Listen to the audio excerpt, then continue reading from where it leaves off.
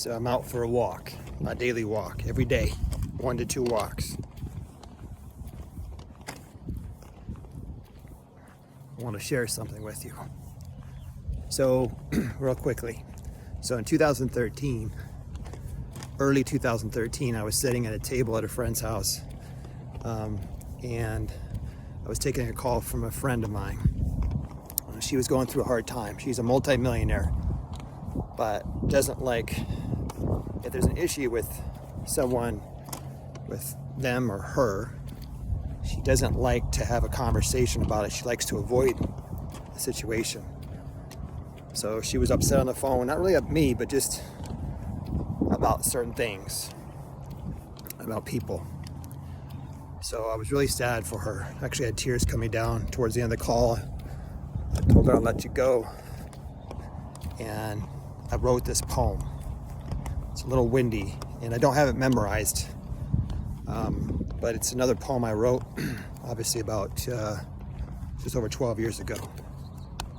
So it's called Free. This is one of the reasons I do what I do.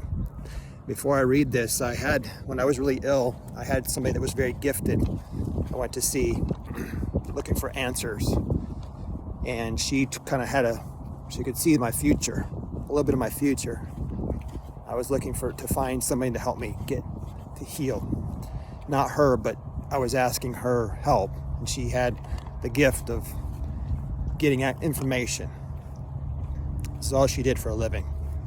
She was very sincere, and towards the end of this reading, she ended up giving me a longer reading. She started crying during the reading, and she said, I see there's a wall, and on the other side of the wall is you.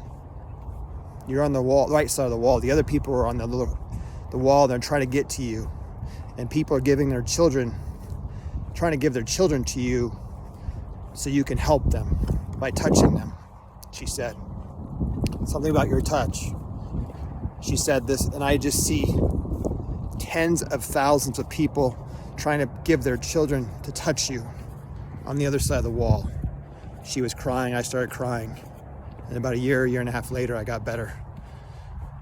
But really, the information helped me because I knew I had a higher calling.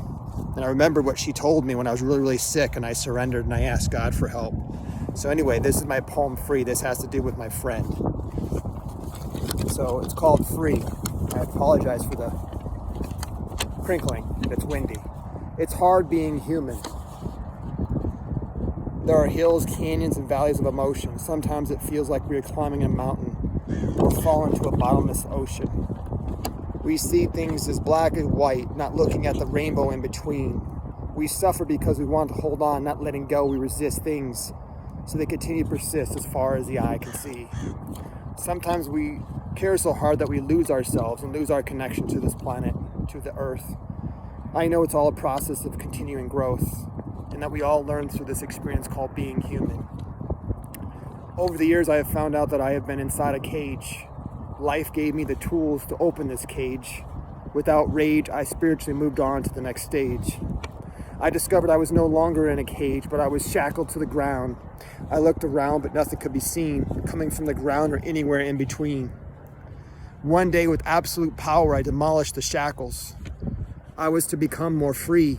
I thought to myself, how could this be? If love doesn't come from me, where could it be? Looking down, I could see that my hands were cuffed together.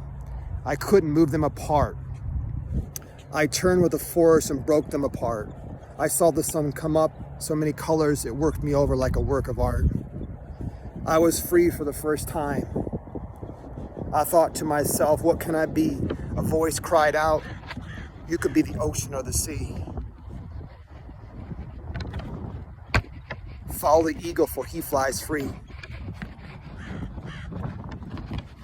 Learn through the eyes and help humanity, of his eyes and help humanity. As I looked around at my fellow humans, I could see them all in cages, from sea to sea. One by one, we helped each other become free from our misery.